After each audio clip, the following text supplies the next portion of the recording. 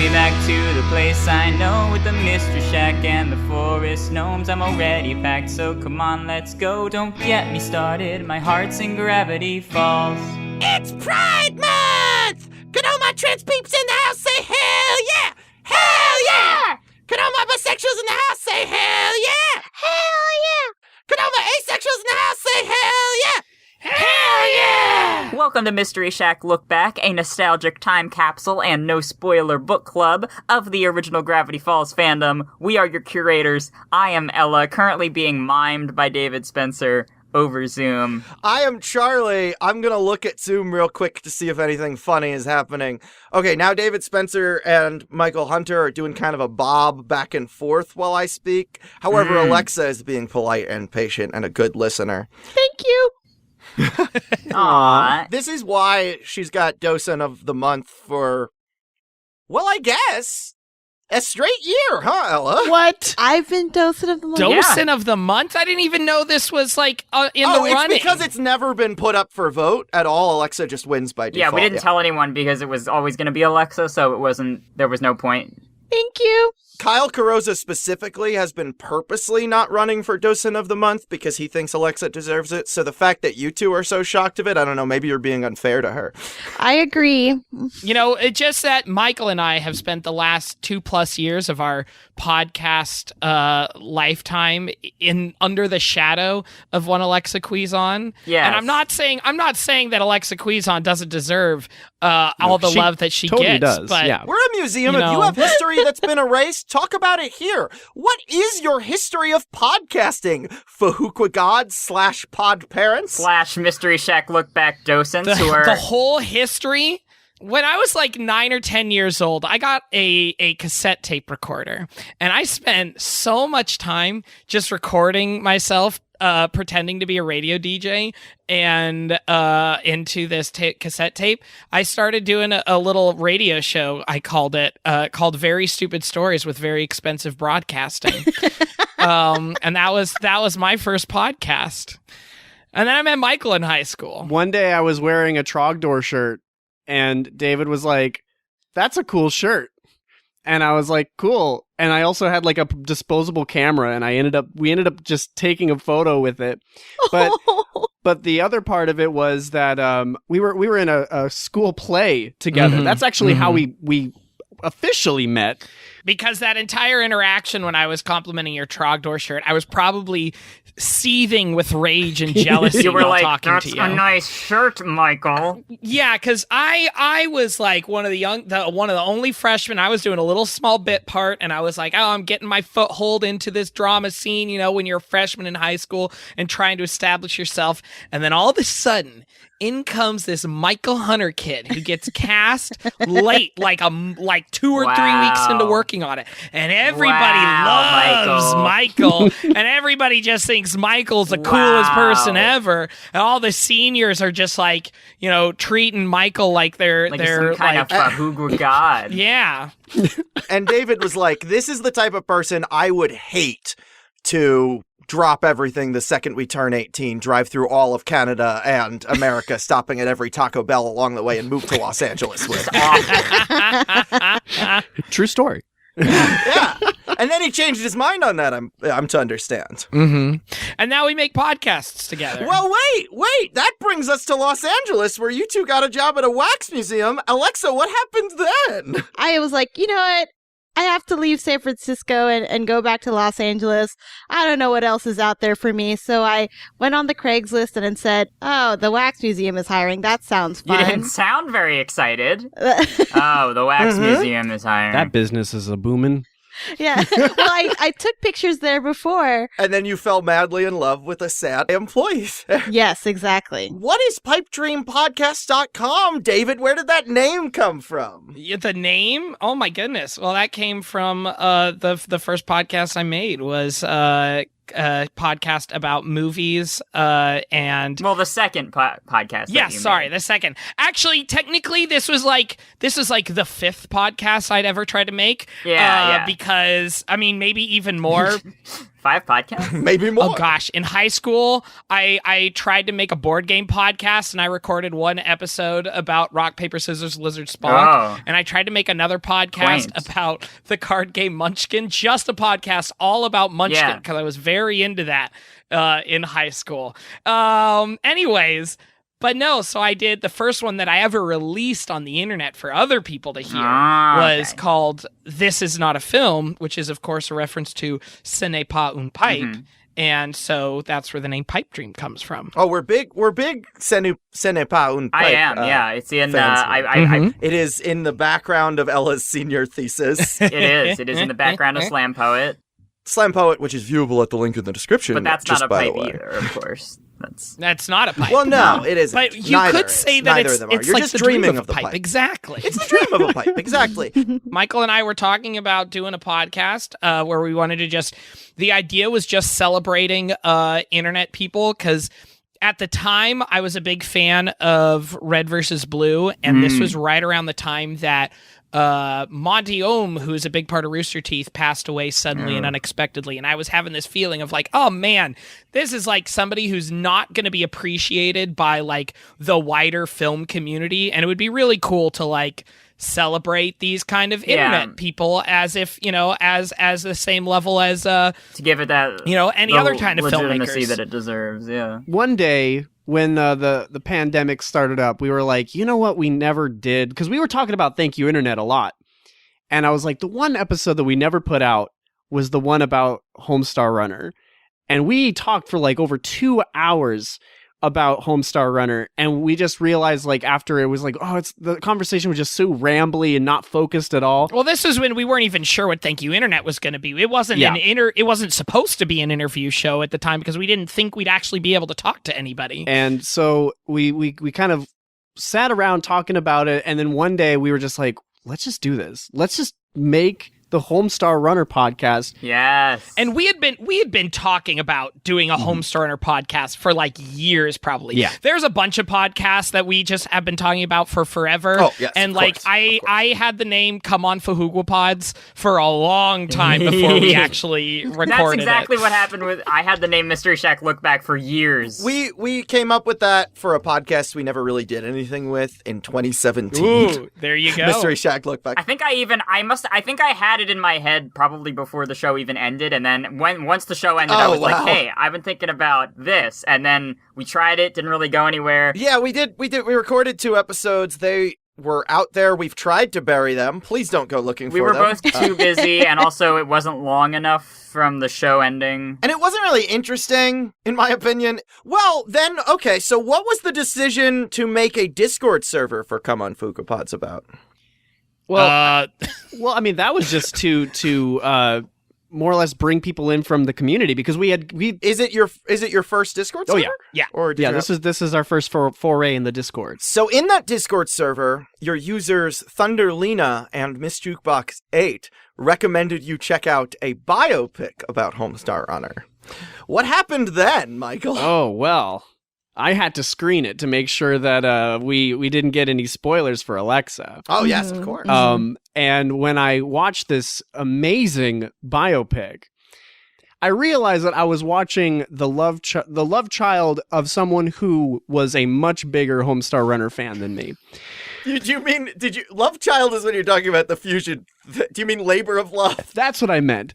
Let me take that back again. Ella and I wrote a script for a film, and I think a screenplay is kind of a love child between 2 screenwriters. Well, there you go. Yeah, there you go. There was 2 entities, therefore love child. Yeah, I have involved Ella in everything I've ever made. That's so true. when I did, as the title implies, Come On Fhqwhpods, Mhm. I was immediately like, how do I find a way to never leave this Yeah. website? Because I love old internet videos. I love Weird Al. I love... And I guess at this point, Homestar Runner, chronologically, we are in around this time last year when we recorded our episode 0 and pitched it to... So I said my best friend, who is basically my first mate on every project I've ever made. Well, because we have the same brain, basically, so... We have, most people have a left brain and a right brain in their skull. I keep half of mine Yeah. somewhere else because, it's Yeah. safer Right. that way. Mhm. That way no one can steal 100% of it. And you might have to travel the world to get all the pieces of my brain and summon them together and actually successfully kill me. But other than that, I'm immortal, I think. Exactly. I just have to be really hyperactive all the time, and people don't like talking to me in the morning. But there's no proof that you can die, so... I'll say one other thing with that, though, is that, people will ask, hey, how do I make a podcast and put it on pipedreampodcast.com? And here's the answer. Wait for us to make a podcast about your favorite thing in the world, exactly. And then make a podcast about something different. Right, because the biggest Homestar Runner fan in the world is Charlie Marlowe, and the biggest Weird Al fan in the world is Tony Goldmark. And they... Michael's laughing because he never pieced that together. Did you never piece that together, No, Michael? I did not. That's hilarious. That's what we do. Your Weird Al podcast brought the biggest Weird Al fan to your website, and your Homestar podcast brought the biggest Homestar fan to your website. And pretty soon we're going to find the biggest VeggieTales fan, and they're going to make a podcast about, I don't know, SpongeBob or something. Doesn't matter. Our podcast about Gravity Falls really did fit right in with on a network that had a Homestar Runner. I mean, Weird Al is in an episode. Yeah. Kristen Shaw, Sarah Lynn stars in it. Neil Cicierega and Emmy Cicierega do work on it, as well as Matt Chapman. And it's on Vault Disney. Yeah, the brand of Pipe Dream Podcasts is just the things that I like, and that's what I love about being on Pipe Dream Podcasts. It's the things that we like. And you know what, Ella? And the people we like. And the people that we love. The things that we like and the people that we love. Oh, You're right. Sorry. I like y'all better than I like Homestar Runner, Monkey Island, etc. Molly Lewis. I like y'all better than I like Molly That's Lewis. a big compliment. That is high praise. You know what's funny is that all of you have this elaborate story of how you got into podcasting, and mine is David going, "Hey Alexa, can you talk about this on a mic?" Yours was David went up to you and said, "Hey, Alexa, what do you dream? What do you know? That doesn't sound right. What do you? Drop the hay. It's cleaner. And Alexa's being modest, and she's being modest about her own, podcasty self. No, it even wasn't though gonna everybody be a modest knows story. It wasn't going to be a modest story. It was like, "Hey Alexa, talking to this mic." I start talking just regularly, and then I mean, listen. The episode Brian Rietta is responsible for the majority of your listener base. Oh, thank you. And not Michael and David's inclusion in it. Nope. You have a lot of queer listeners, and that was what brought them there. Alexa, you tell Alexa to show up, and she's like, "All right, but I'll be warned, I'll be amazing. I'll do whatever, I'll look at the thing, and I'll say some stuff about it, but people are gonna fall in love with me, so if you're cool with that." I just didn't say that out loud. I was just talking in the mic, and then Michael was like, "I think she's got it. By Jove. I think she's got it," and so if you're the pipe, then I'm the dream, right? There you go. Because I There we daydream a go. lot. Yeah. And you... There you go. I mean, she's better than my dream girl. She's real. Mm-hmm. I was just trying to quote a movie that I knew Alexa would be not thrilled to hear quoted. But you took it in this context, and therefore I will take it. Was it the hot rod? No, it was. Remember 500 Days of Summer? I only know of 104 Yeah. Days of Summer. Never heard of it, honestly. I confuse it with every other movie that, 50 First Dates With the also gets numbers? in there. The learning Yeah. disability does a lot with movies I haven't seen with numbers in them. That's okay. Peter Travers from the Rolling Stone gets it mixed up with Eternal Sunshine because literally both DVDs have the exact same quote from the exact same critic on the cover.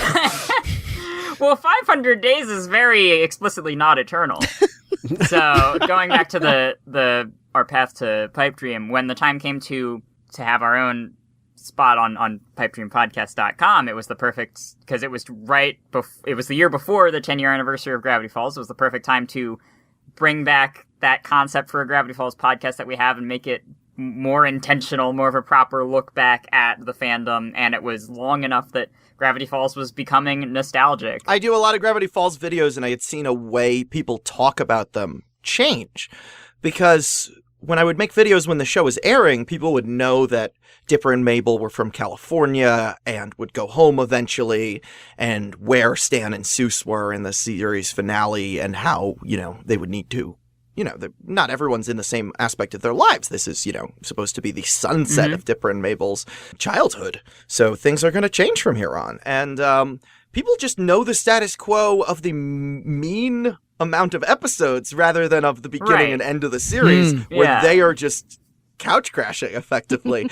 And I had seen that people not even know these things about the details of the show, and I'm like, no one has watched this show in linear order except in the background on Disney Plus or the DVD while doing dishes in years. They have a lot of dishes. So many. But the three of you, so we had Alexa on for our first... Our second episode, which makes no sense for a podcast. Covering our first episode of the series itself, Tourist Trapped. It was amazing. And Alexa, which episodes of this podcast were you on? I was on Tourist Trapped. I was in Ghost in the Manor, Haunted Mansion, Ghost. Mm-hmm. Okay. That's the title, yes. We're in the finale to season 1, which was called Gideon Rises, and there was Dreamscapers and Gideon Rises. You got the redundant suffix. A lot of people forget that. And then I was on for Pine's Quest. That's right. Which was a blast, and which Charlie always reminds me is their favorite episode. Yes, yeah. Which makes me smile. And then we were on for Northwest Mystery Mansion, Northwest Mystery. Sure. Yeah, that's fine. It has so many titles. Ghost in the Mansion. Yep. Ghost in the Shell. And then we were also on for Not What He Seems. That's right. And Michael, you were on for... I was on for... I believe first I was on with the Mermando episode. Mm-hmm. Yep, the Deep End. That's Thank right. you. And then I was on a kind of a two-parter with the shorts, all of the Gravity Falls right. shorts. Yeah! But never before, until this very moment, have all three of the hosts of Come On Fhqwhpods been in the same episode of Mystery Shack Look Back together. Huzzah! Which is what we're doing today. Hey everyone, if Mr. Peanut Butter were here today, what would he say? What is this? A crossover episode? Erica, get over here. You can't be around children. Now, we had to do something big, because as Ella said, we built this podcast On rock and roll. to rewatch the series leading up to the 10-year anniversary, which, It's coming up fast. pod parents, that's in 2 weeks from today when we're releasing this, June 1st. You'll be there as well, because this is the 3-part finale to what I see as the season 2 of Mystery Shack Look Back. We still got some expanded universe stuff for the rest of the summer. But season 2 of Gravity Falls itself is coming to a close. Which soon. means we will have 3 episodes talking about the television program Gravity Falls this June. Mm-hmm. Yeah. We will not have an episode talking about the television part of Gravity Falls ever again after that. Unless they magically come out with a 3rd season. Who knows? We have some fan mail before we get into the actual episode. This is from Dib Membrane's Hair Scythe on Tumblr. Excellent username.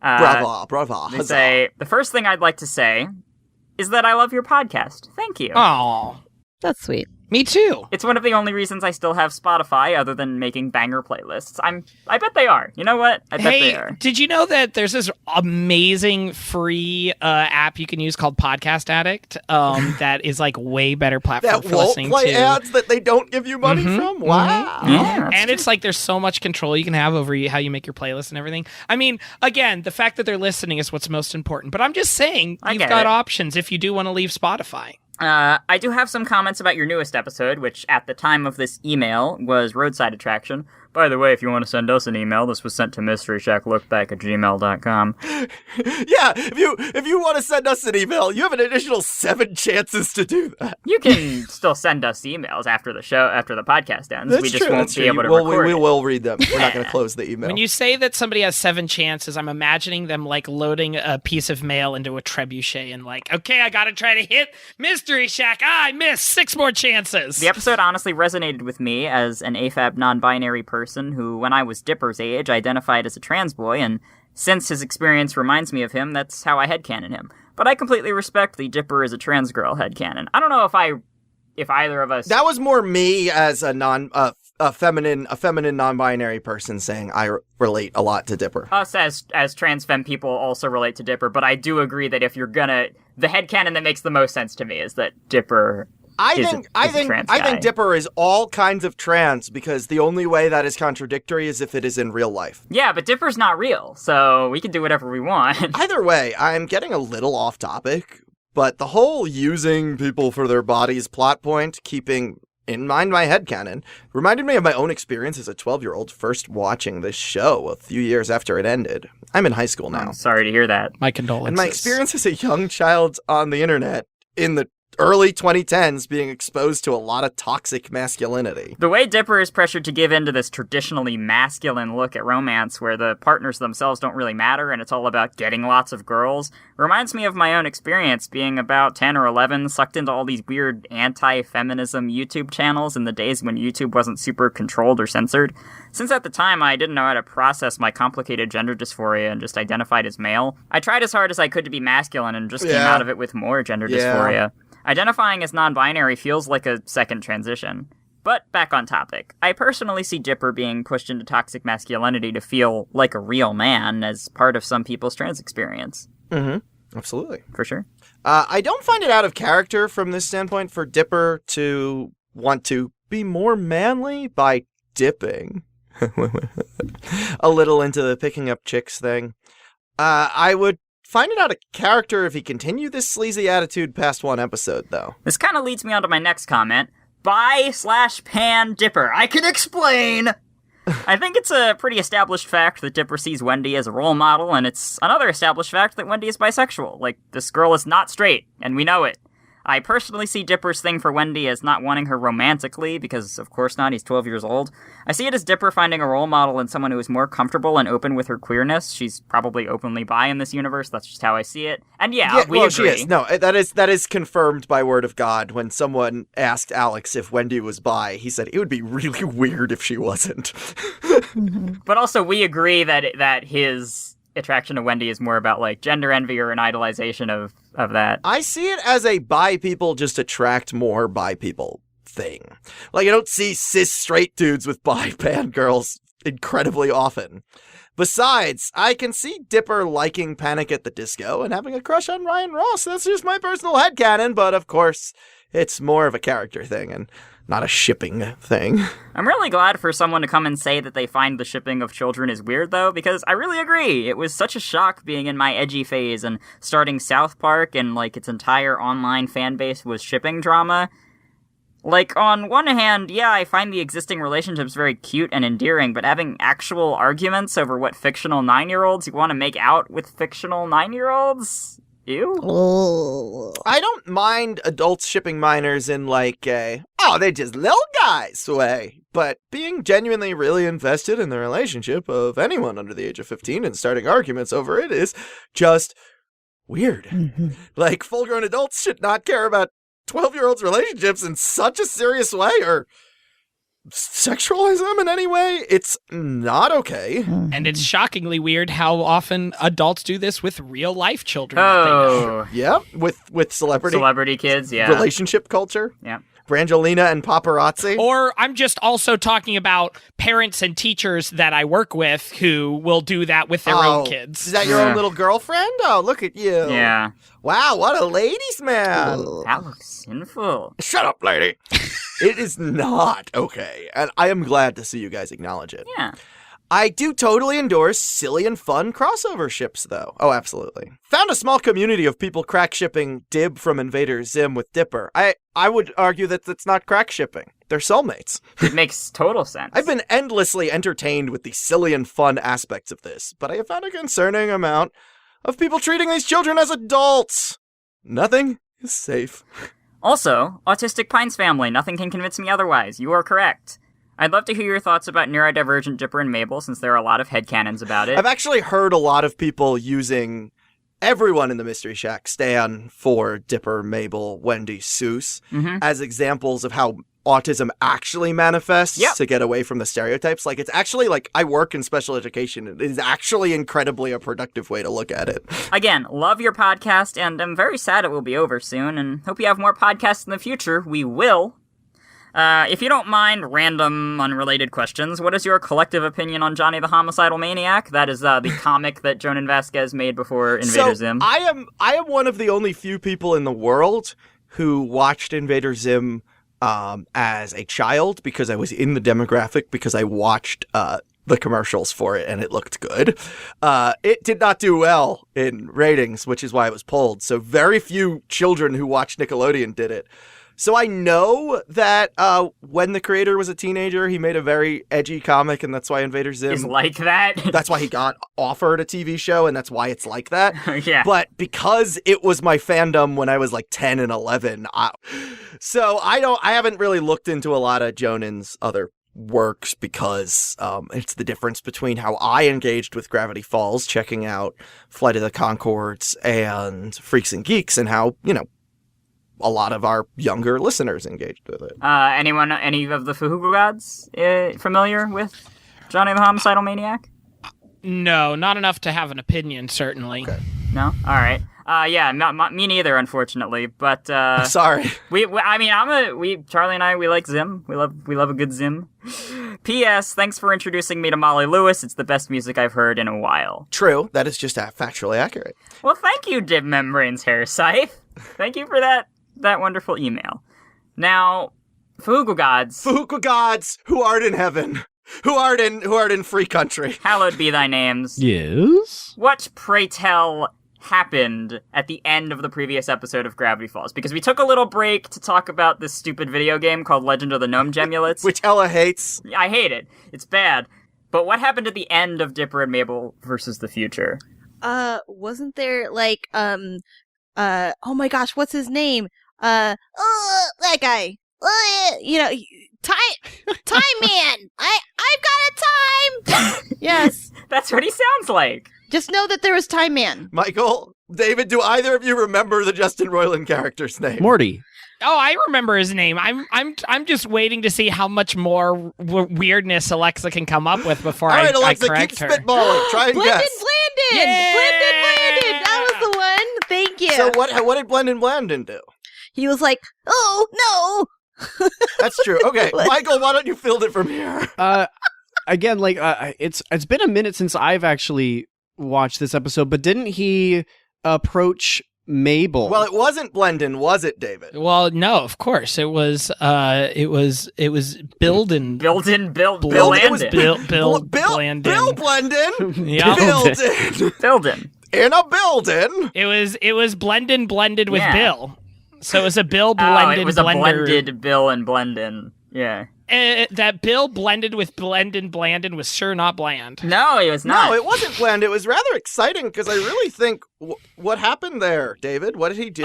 So then he said, "Hey Mabel, can I get a thing That's in the your wrong bag?" voice. That's the wrong voice. That's uncanny. I think mine was better. It was like, oh, no. No, it was very good. All right, so anyway, he approaches and says, "Hi, I'm actually Blended Oh, wait. Oh, maybe I'm just one-upping all of you. I'm actually Blended Blandon and not Bill. Here, just give me your backpack. Yeah, let me..." Yeah, he wanted the interdimensional rift to make a time bubble to keep summer going forever, because Mabel was insecure. And now but Right. it wasn't true. It was a lie. And it's the end of the world, basically. And Feeling fine. I can't think of that song without thinking about Space Monkey Mafia. I can't think of Space Monkey Mafia at all, because this is the first I've ever heard instance of it. It's, But we don't have it's time Neil, for that now. Neil Cicierga's track We'll of mixing listen, we have the plenty end of the time. world with... I promise you this. We're going to talk about Neil Cicierega a lot today. well, at least a little. On that note, Weirdmageddon Part 1 is the 18th episode of Season 2 of Gravity Falls, and the 38th episode overall. It premiered on October 26th, 2015 on Disney XD. It was directed by one Sunil Hall and written by several Josh Weinsteins and Alex Hirsches, with additional material by 2 or 3 Jeff Rose. Did they open up their own dimensional rift to be able to find these other Well, versions it's a big of them to help episode. out? They needed a lot of help, and, Makes sense. they makes first sense. jumped into bodies that were better writers and other things. Better writers. That would help, actually. I don't think there's a version of Josh Weinstein that is a better writer. However, Weirdmageddon Part 1 is not the only name that this episode has gone by. Charlie, why don't you pronounce the alternate title of this episode? Yes, so that would be, and I had to learn this for a video, and we'll talk about that in a second. That's Fhqwhpods. And that is a code that translates to Weirdmageddon through the Visionaire cipher with the key Blue Book, which was the Visionaire key from the previous episode. The reason for this is pretty interesting. We are going to play a clip from the commentary where Alex explains that. Yes. The idea behind this was we were working really hard to keep this ending a secret and to keep our mysteries, and I was always worried that a title would leak out that would give away the entire series, because at this point our fans were ravenous, and we even had hackers trying to break into Disney system. People were doing anything they could to get secrets, and in the absence of information they were making up fake trailers and fake spoilers. And I was worried that if the title Weirdmageddon slipped out, everyone would know the whole show ends in an apocalypse. Right. And it's a crazy way to end a series, and so I wanted the title to have a code on it so that if Disney was tempted to release the title, somebody would say, hey, that can't be right. Can you call up Alex? And I'd say, don't release the title yet. It was just sort of a stopgap. So before we get into that, the reason I taught myself to say Fhqwhpods is I used to run a series called What Probably Happens in Gravity Falls, where me and Ella, a week before the episode comes out, would release a improvised, terribly animated version of it. Intentionally rushed, yeah. So we could say, ha, Disney, we got it out first. So, when I was a child, my friend who had a DVD player before me, because we were very poor, had gotten the first Fairly Odd Parents film, Abracatastrophe, on DVD, invited me over to watch it on his PS2, and we accidentally hit a button and turned on the commentary, which we didn't know how to fix, so we had to watch a lot of the movie with the commentary, our first time seeing it, which was done in character as Cosmo and Wanda. Oh, wow. There are several universe changes in that movie. When it turns into a chimp, the monkey makes a wish, and then the world turns into monkey. And when the monkey makes a wish, he gets a version of the Fairly Odd Parents theme song, but when Crocker gets a wish and takes over the world, he does not. And in the commentary, Cosmo goes, hey, why didn't Crocker get a theme song? I don't know, sweetie. Do you want to make one up? Okay. Crocker is an average overlord that no one understands. All of the world's people follow all of his demands. And I thought that was the funniest thing in the world, and was really upset that I didn't have a DVD player and could never relive that. But eventually a show called Dave the Barbarian did something similar when their villain, the Dark Lord Chuckles the Silly Piggy, took over. And that was my favorite moment in that whole show. So I was like, if Bill took over and I can just do whatever with What Probably Happens in, I knew exactly what I would do. That was the cold open, and now this is the theme song. It is the Bill Cipher Show. It takes place entirely in the nightmare realm. That is all there is now. Your reality is no more, and I rule over everything. The Bill Cipher Show. Let's watch it right now. Dooby Scooby Dooby Dooby Doo Bop. I was doing a sound strike in East Village the last possible day that I needed to send that to Ella for her to animate it on time. So I recorded that at 3 a.m, and that's why it sounds like that. That was one take. The bit where there's where Bill is, for those who didn't see the visuals, which is everyone except the Fhqwhpods, Bill is stealing some coins out of Grenda's piggy bank. There's like a jingling sound. That was because my dog walked up to me and shook out her collar, and I just advertised this series as being an only one take, and I had to find a way to ask Ella to animate that. It was good. And then I did a little shout out to the CalArts song, which is a video that Alex made in CalArts with the character Walby. In reference to Off the Wall, which we talked about in our very first episode. Yeah, Walby, at the end of the song, turns into a terribly drawn version of himself. He goes, bum, bum, and then he turns into like a scribble, and I did that with Bill at the end of this song. So that was what I jokingly suggested this episode would start like. But as for what this episode actually starts like, I think we've done enough of the world building, Ella. Yeah, let's watch Fhqwhpods, aka Weirdmageddon Part 1. The beginning of the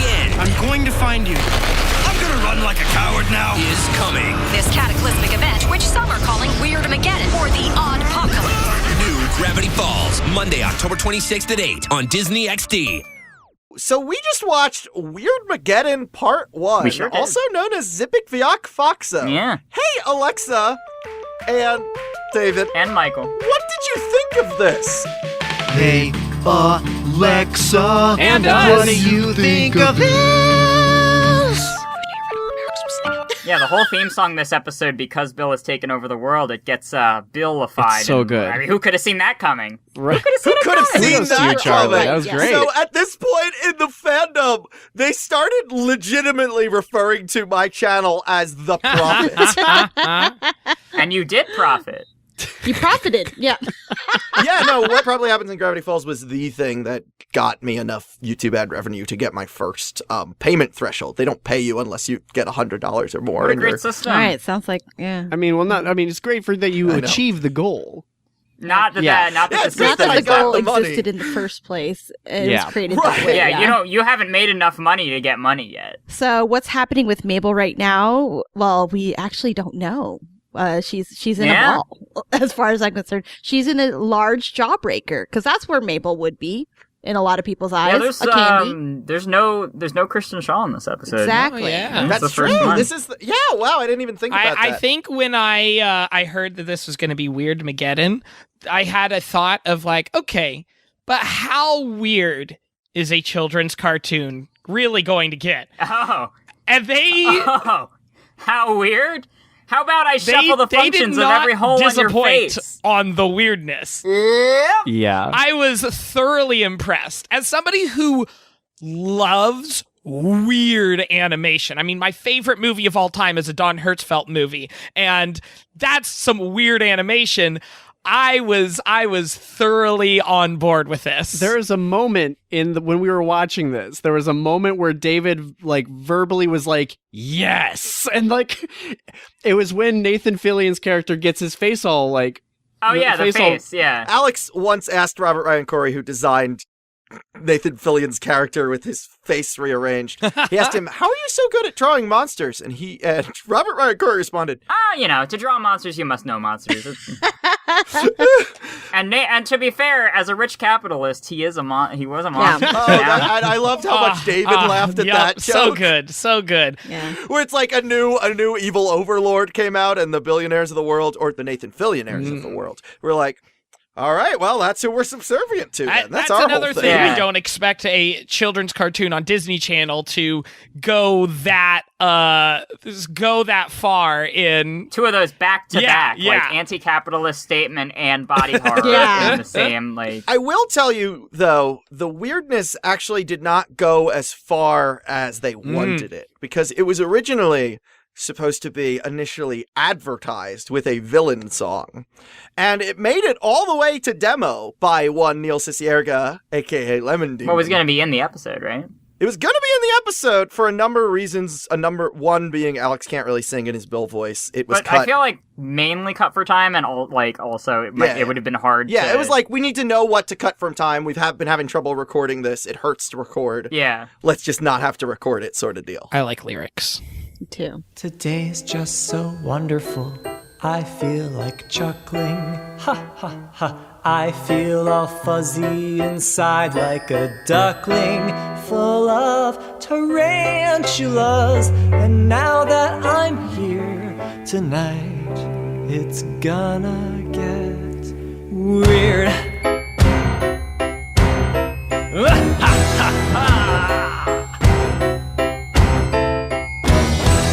Look at these creatures, not enough features. Cats should breathe fire, bears should sing choir.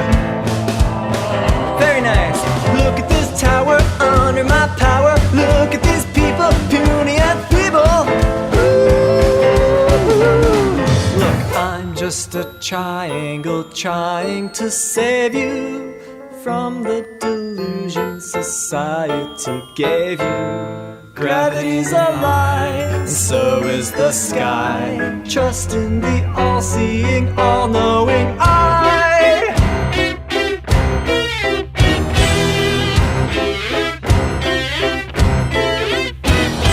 Well, look at this money. Who's that, honey? Look throughout history. How could you miss me? Seriously, I'm all over the place. Look at this weather. I can do better. Mandelbrot rainbows, screaming tornadoes. Look at this loser drinking coffee. Now it's decaf. Look at these people calling me evil. Right back at you. Now you're all statues. Now everything you know has disappeared. It's gonna get weird. So that was It's Gonna Get Weird by Neil Uriga, the demo version that is now the official version, I guess. I would highly recommend checking out an animatic version by Psychic on YouTube. It's very, very well done, very well visualized. It feels like it could have been part of the episode. Exactly. They make if sure it to had put been, in all the... I feel like it's what Yeah. And I imagine it's probably like right at the beginning, like Bill comes out of the Nightmare Realm portal and just launches into the song. I think that would have been perfect. Because I love villain songs. I was about to say the same thing. I love villain songs, and this is an excellent entry into the genre. Like last night, I watched Jesus Christ Superstar for the first time. The film version. Awesome. Which version did you say? The 70s version. The film. Okay, cool. The 70s film. The only one that matters. Yeah. Yes. My whole day, my whole night, my whole day has just been, so if you are the Christ, you're Jesus Christ, prove to me that you're divine. Change my water into wine. I don't want your blood money. It's not blood money, it's a fee. That doesn't matter. That's one of the few musicals where I like every song in the musical. I have not seen that in such a long time. I need to rewatch that. We need to own it. I've never seen it. I've seen a million parodies of it. Well, Charlie, Judas's outfit makes me think of you because Judas's V-neck goes all the way down to his crotch. Yeah. Well, it's not as much a V as it is a line break. But New paragraph neck. As much as I miss that song not being in the episode, the visuals do go all out in this episode. Yes. There's the body horror of the face shifting, but the other moment I always think of is when Ford is attempting to blast Bill with the quantum destabilizer. He misses and it goes through Bill's hat, but because Bill has a physical form now, the hat has its own tendons and bones. Muscle tissue. And I don't remember which of you audibly that said, was me. Ew. Absolutely was me. I made a face, so hopefully you captured my face. Good face. Yeah. I love all of Bill's friends as well. They're such great monsters. The hench maniacs. Great designs and great voices. And they're all voiced by guest stars. Yeah. Let's go down the list, shall we? Okay, so Pyronica, who is the girl one. Yes. Bill has a real problem with that. Well, I guess Bill has he's non-binary, so. That's true. Well, no, not binary. Binary implies two, his dimension, as he stated. Oh, that's right. Yeah. But Pyronica, the Smurfette of the Henchmaniacs, is voiced by Daniel Fishel, Topanga from Boy Meets World and the spin-off Girl Meets World. Okay. So that was she, I guess, potentially, depending on when Girl Meets World was on 2 Disney Channel shows at this point. It's probably that she was at Disney TVA at some point for they're like, hey, you're a girl. That. Like ADR, probably she had to do ADR for Girl Meets World at some point. And he's like, oh, you're in the booth already. Cool. Yeah. We also have Hectorgon, who is what he sounds like. He's a hexagon with a hat and a mustache, I believe. He takes the place of Grunkle Stan in the theme song, and that he is voiced by Patrick McHale, the creator of Over the Garden Wall, the voice of Jason Funderburker. Oh, wow. I believe. Yeah. No, the physical basis of the physical Jason inspiration Funderburker, for Jason. the voice of the song at the beginning of episode 9 on the tape recorder. Gotcha. I'm sure that the production timeline wouldn't work out for this to be intentionally messing with the audience, because it does seem very similar to as you were describing, the fandom version of Tad Strange. Oh, Yeah. It's but it yeah, makes Hectagon. sense. It's not I feel like it's a natural conclusion that Bill would have friends who are also shaped. Yeah, that's true. So That's true. Yeah. It's parallel thinking. Okay, and then there's also Teeth, Mhm. who is Chattering Teeth, and 8-Ball, who has 8 balls for eyes. They are voiced by Andy Merrill, Brack from Yay. Space Ghost Coast to Coast, and its spinoff, The Brack Show. Yeah. Doing just straight up his Brack voice for Teeth. One time I was late for school, so I rode my bike right into the class and I crashed into the blackboard. Oh, definitely. Let's see him. And then his voice pitched down for 8-Ball. Yeah. There's also Matt Chapman, who I've never heard of him. I don't know what Oh. he's done. But Matt I mean, given Chappers. the rest of them are guest stars. The guy from the Aquabats. Okay. Yeah, that was Carl the Magician. Technology! Matt Chapman voices Keyhole, who takes the place of Stan Running in the theme song. He is a keyhole. He voices Pacifier, who's a giant baby pacifier with that is horns. on fire. Well, yeah, he's a giant baby with horns, and I think he's got a pacifier in his belly button instead of his Yeah, mouth. that's right. Implying that that's also a mouth. And he voices Kryptos, very pitched up for Kryptos, and Kryptos is based on the Freemason compass symbol. So Bill is the all-seeing eye. There's another Masonic symbol. Yeah. In the crew. Mhm. And then Brian Bloom reprises his role as Rumble McSkirmish. Nathan Fillion reprises his role as Preston Northwest. Justin Roiland reprises his role as Benjamin Blandon. No. And then you want to read the last guest appearance of this episode, Ella? Well, unless you count... no, I guess they're not really good. I was going to say Wolf and Dunder and the Time Baby. characters. Yeah, I they're see them recurring. as. I mean, it's weird because they're in the same episodes as Blendin, who I called a guest star. Yeah, no, but I get you. He's a showrunner. Yeah. So, like...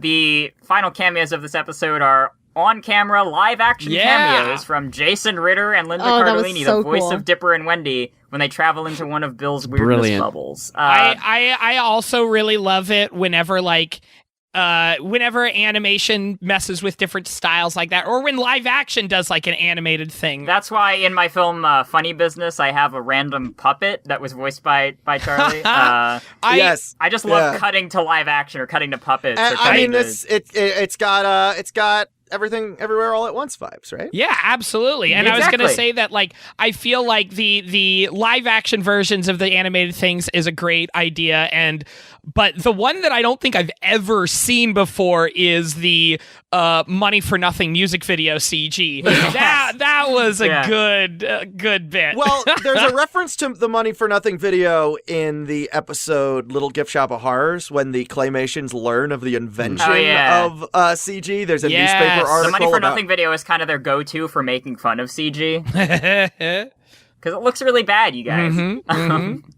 You ever talked about that video on a podcast before? We talked about Money for Nothing / Beverly Hillbillies ***. Honestly, Weird Al would have been a good substitute for Bill's singing voice, because like that, especially you're making me with the want to live in song. that world. Or, Yeah. I mean, honestly, or Bill can just change anything about himself. He talked like Blendin in the last episode. What if he possesses Weird Al or possesses Probability? What if he possesses Lemon Demon? What if Neil is just in the episode as himself? Yeah. And then Bill makes him Bill sing is the like, song. now I have a song prepared, but my singing voice isn't the strongest, so I'm just going to possess the singer-songwriter real quick.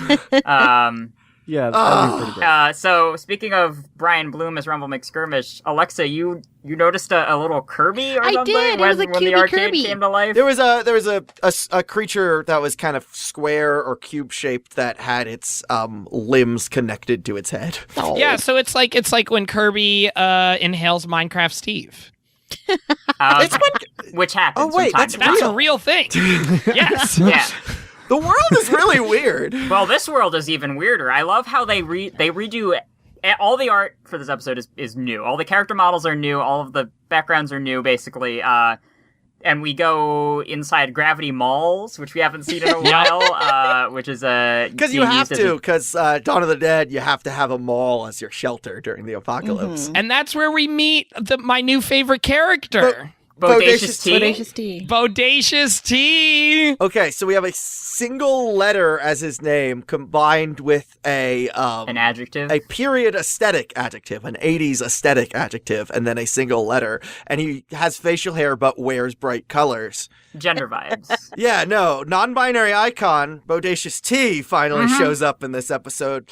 Maybe And Bodacious T will go on E. then change his name to Bodacious E. Oh, okay. Maybe Bodacious T has been on T and is changed into Bodacious T.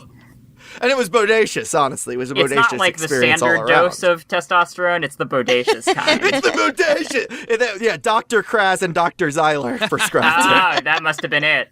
It's like, no, we can't just prescribe you normal testosterone, dog. We got bodacious tea. It's totally rad. I definitely relate to the idea of discovering yourself in... Because Edgy on Purpose is the store that Wendy and Bodacious T are hiding out in, and it's their parody of Hot Topic, but Hot Topic was like my gateway drug to gender nonconformity because that's where I got like my first quote-unquote like girl clothes. Was that where the first bow came from that started it all? A lot of them were, yeah, a lot of them were. Not the very first, but a lot of them. So, I get it. It's a great place to discover yourself, and the backgrounds in that particular store are fantastic. I'm excited to watch his gender journey from here on. Bodacious T is just facing the end of the world and is like, I'm gonna finally figure myself out. Right. There's no better time to do it. Doesn't that describe everyone in this call? That's what 2020 was. Exactly, because I started estrogen in January of 2020, so I was like, well, the end of the world is as good a time as any. No, I went by he, him pronouns until David and Alexa started using they, them for me, and I'm like, that feels good. I'm going to ask other people to try that. Aww. And so I met you 2 years ago, so yeah, 2020. I love watching how everyone in Gravity Falls adapts differently to the apocalypse. One of my favorites is, I'm Chandra Jimenez, and I ate a rat for dinner. So she's still continuing doing her job with the trauma. She's like, yeah, I'm just going back to newscasting. I ate a rat for dinner, and now I'm doing a news report. The deleted scene with her in it was where she was appearing in person to interview Dipper with a rat for a microphone, and she said, that's right, I've lost my mind. Which is a very similar line. I'm Chandra Jimenez. I'm using a rat for a microphone. That's right, I've lost my mind. So maybe she and Bodacious T aren't so different. Maybe it could work between them. Well, it's because he was really focused on, like, I want you, but he didn't know who he was yet. Yeah!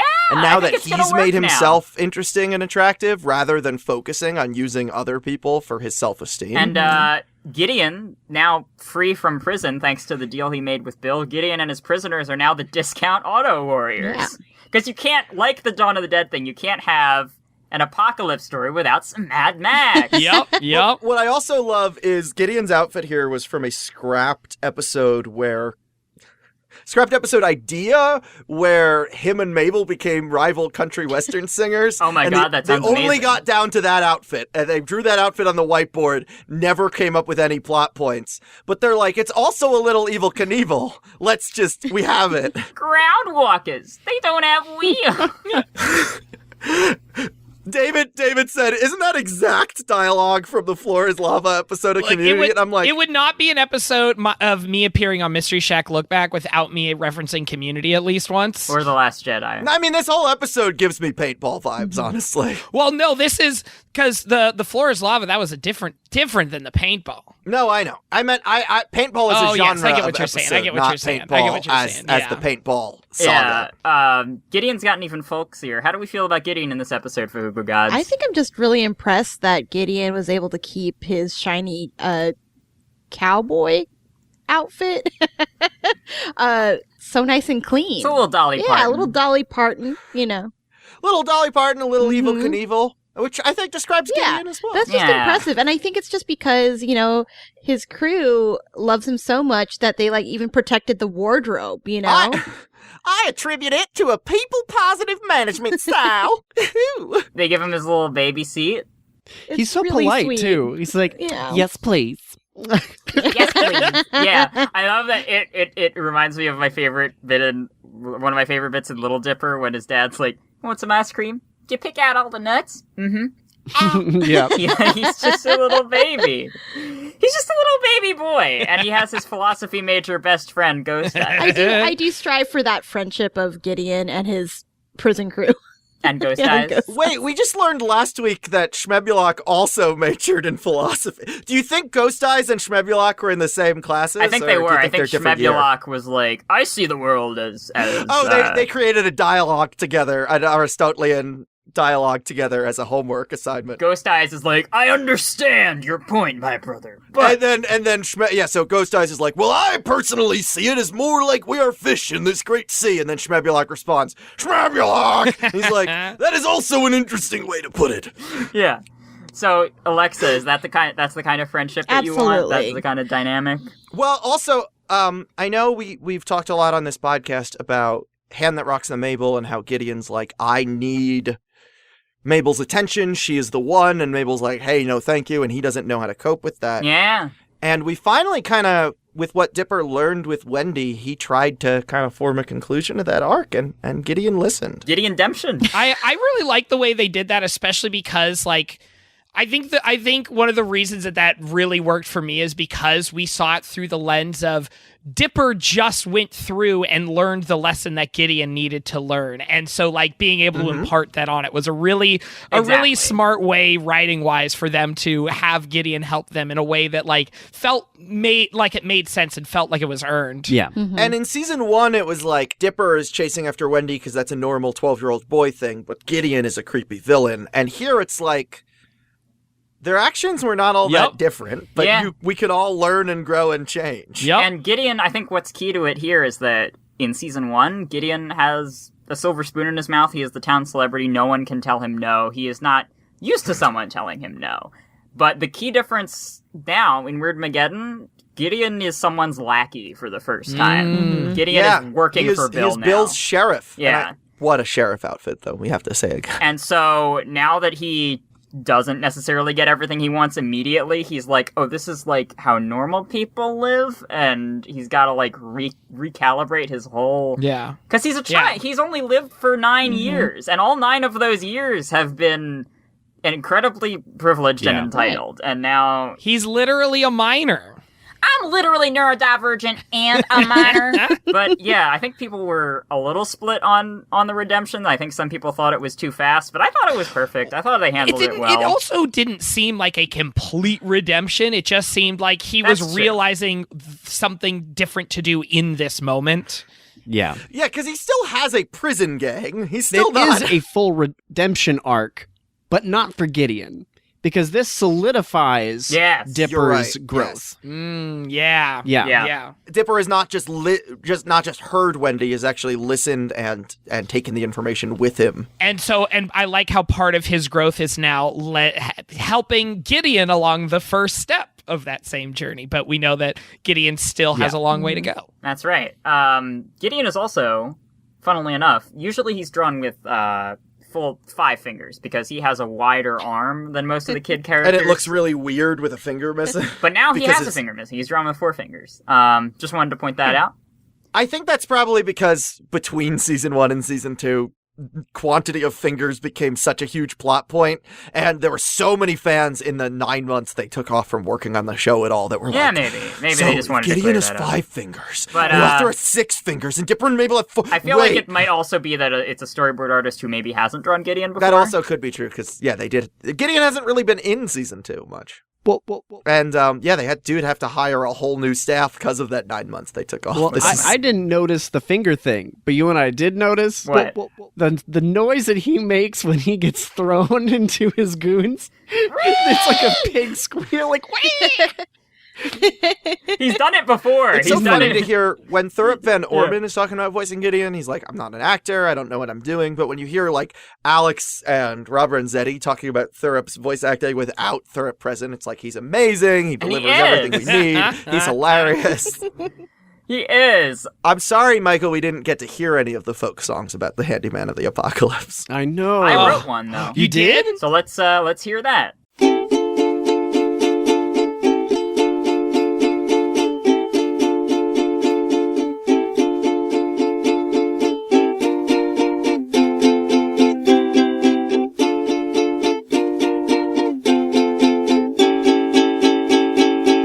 could have sworn I was done for till this hooded man arrived. He bravely fought these monsters, he sure did save my life. Why, it's Zeus! See Weirdmageddon out on that horizon. Zeus is gonna use his tools to fix this mess, son. Yeah, it's Zeus! It's Zeus! I really wanna know where you got that awesome cloak. Was it on sale? You're walking around this land helping out our townsfolk. Without fail, 'cause you're Zeus. I know you got the stuff you're really tough, more than enough to save the day. There's nothing left to fear, 'cause now you're here to send the weirdness all away. You'll stay pure and true, I know you will. We're counting on you to defeat Bill.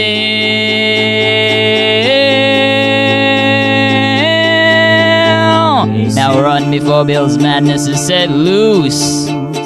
You're Zeus, you're Zeus. So the handyman of the apocalypse, the way he takes to the world ending is he goes around and helps people with their problem. I was really hoping he was gonna do like an Obi-Wan Kenobi type moment, like from A New Hope, where he scares them off with a dragon. Yeah. But I love this the reveal either way. All the same. Yeah. Just like the hooded figure. I guess I've been wandering around like a desperado. I guess there's some folk songs about me now. He's very blasé about it. Yeah, he's like been wandering around helping people, and it is so important that they have written songs of his legend. He's just like, oh, yeah, cool. That's cool. Because empathy is the default to Zeus. He doesn't really think about it. I love that he was kind of influenced by Abuelita, because Abuelita was a chair, and I think... Oh, yeah. I know that was like played for comedy, but I was honestly really emotional about Abuelita becoming a chair, because she was just like, I'll be okay. I'm a chair. Go help your friends. And it was Rob Ronzetti's joke that chairs sleep by going into recline mode. Yeah, because it's like a chair is always, it's kind of like a symbol of comfort. So Abuelita's default is to comfort people. And so Zeus was like, oh my goodness, Abuelita, you're a chair. She's like, well, this is what I do anyway. It's also a reference to Pee-wee's Playhouse, which means that the apocalypse has turned Seuss's house specifically into Pee-wee Herman's house, which means makes a lot of sense. Seuss probably got a monkey's paw at some point, because that sounds like not 100% something he'd be against. Dude, I want to live in Pee-wee's Playhouse. To piggyback off of what you were saying, Alexa, the first thing that she says to Seuss is like, come here and have a sit down. Like, come sit down. And it's like, if you think about it, baby Seuss would probably be going over to his abuelita and sitting in her lap. Yeah. And having that be like and it's...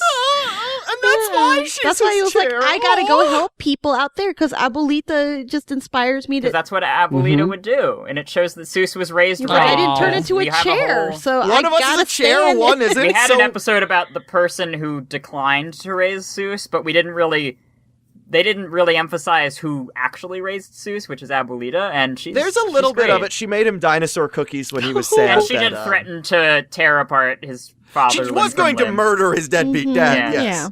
And will. Post-series. Yeah, already has, actually. Yeah. She went and hunted him down. Yeah. That was during Roadside Attraction. She went and hunted down down different dinosaur cookies. Like they were poisoned. Yeah. They were like the meteor cookies. The meteor cookies. That's the murder ones. Or maybe it was the Ice Age cookies. We don't know. She gave them a variety, We don't know what killed the dinosaur cookies. We don't know what killed the dinosaur cookies. Many people believe it could have been the meteor-shaped cookies. Yeah. So that's how Seuss has adapted. But what about Wendy? Wendy is awesome in this episode, as she is in every episode, but it's a great Wendy one. She's been going to lumberjack camp her whole life. She has been accidentally preparing for this. Well, he did. Manly Dan has. Oh, they said there was an apocalypse prep instead of Christmas, which I love. Instead of Christmas. Oh, that's so sad. I just really want to hear what Alexa's thoughts are on Wendy. Because I have to talk about the bisexual icon of the show, because as the bicon, myself. The Wendy, who it would be weird if she wasn't bi, is the official word of God. If there was a person who dressed and acted and sounded like Wendy, it's like, nah, I'm only into men. That'd be weird. Bicon respects Bicon. Bicon recognizes Bicon. Yeah. Mm-hmm. It's so funny because I just love that gave me some comfort. Like if we were in an apocalypse, like would I be the one Yes, you would. Well, I guess. It's a little different because it just reminded me of the fact that David had survival class. Well, I guess Michael too. I don't know if you had this in Alaska. Yeah, I where took you outdoor went to survival class. I tell survival. Is Alaska? Yeah. Okay, I ask this every time we're on a podcast together. Yes. So Alaska. So you guys didn't make up Alaska, right? That's a real place. No. And in high school, it took an outdoor survival Now class. you say that you tell me you didn't make it up, and then you tell me stories like that, and I'm not really sure what to believe. Yeah. Michael will be honest with me. Did you make up Alaska? So there was a moose that would stay outside my house. All right, that settles it then. You made it up. So are you saying that David would actually be the Wendy in that situation? But I feel like because I am just somebody who is constantly anxious and paranoid about just being outdoors, just like I feel like that's something that I would carry on with me to the apocalypse. And David would have to. I'm pretty sure David would have refined my skills in the apocalypse. I feel like we would have been separated somehow. Oh, well, actually, wait, that's a question. Out of each person's role that they find for I'm obviously Bodacious T. That's not even, we don't need to talk about that. Who would be whom? I might.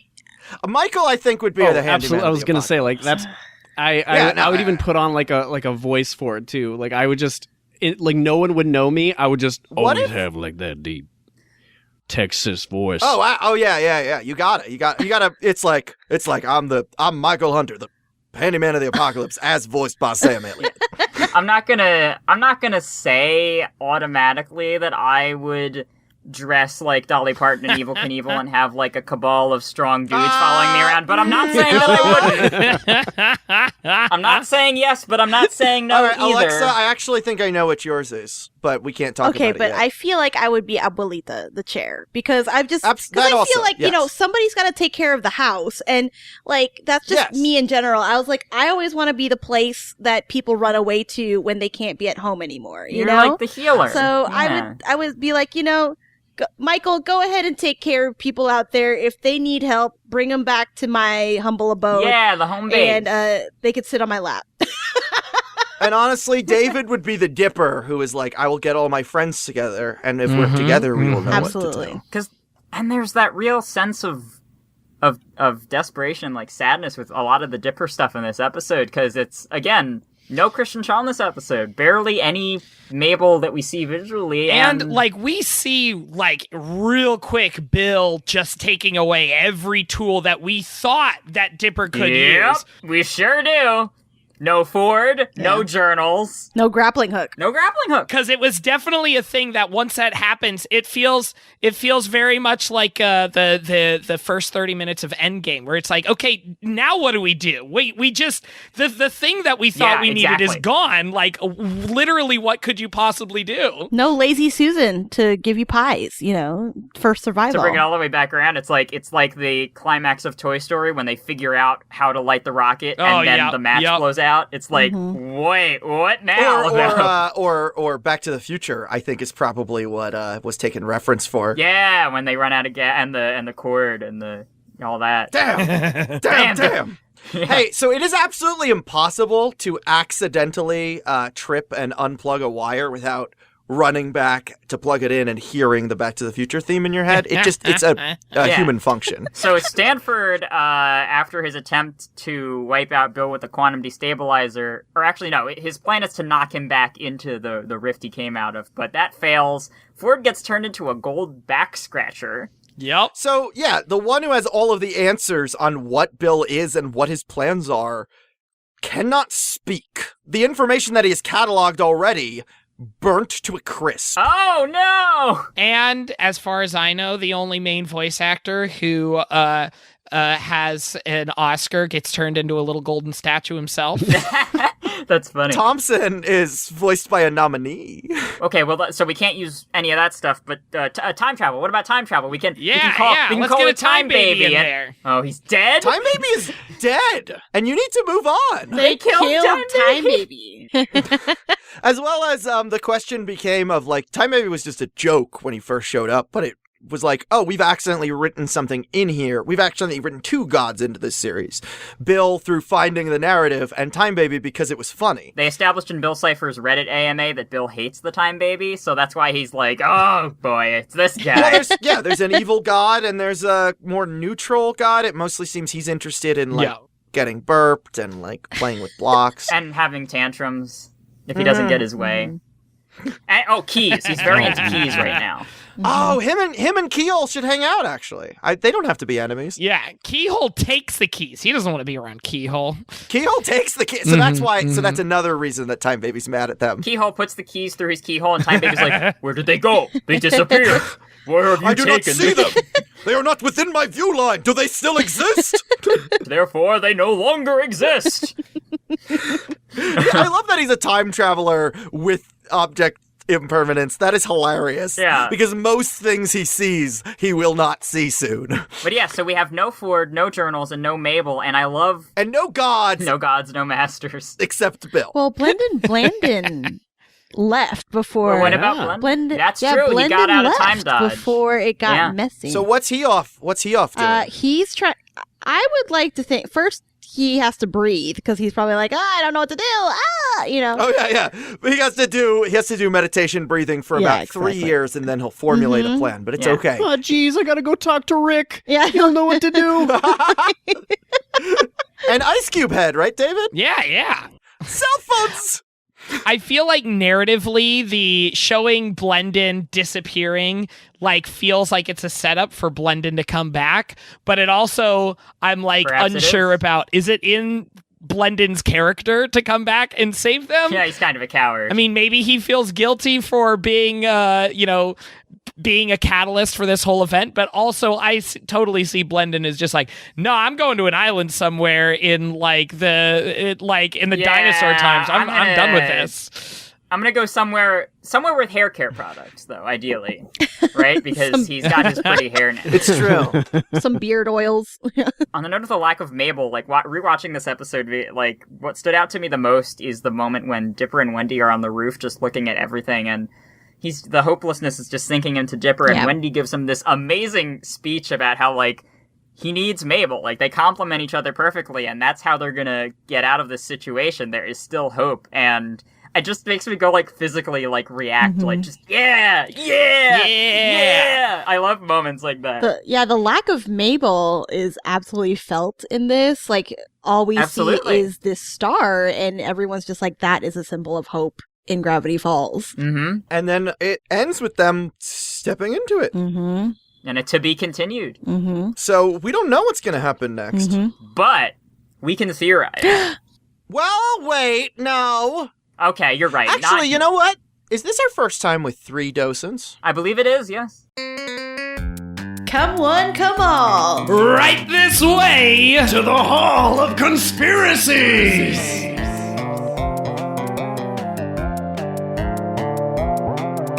That was a great job. It almost feels like this isn't the first museum the 3 of you have worked at together. Oh, yeah, I guess that's true.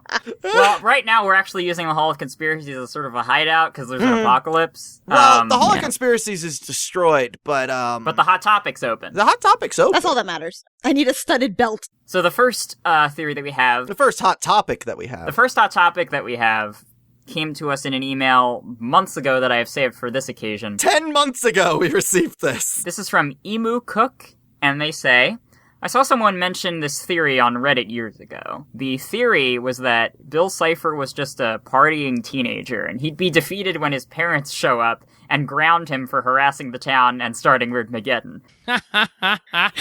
That feels like a Hitchhiker's Guide type of It of- Very much does. so. It does. On this Reddit thread, Toli B says, I could totally see it happening. He's petty, he's manipulative, selfish, doesn't care about how his actions affect others. Sounds like a teenager to me. a teenager or a president of the galaxy with 2 heads and 3 arms. Yeah, exactly.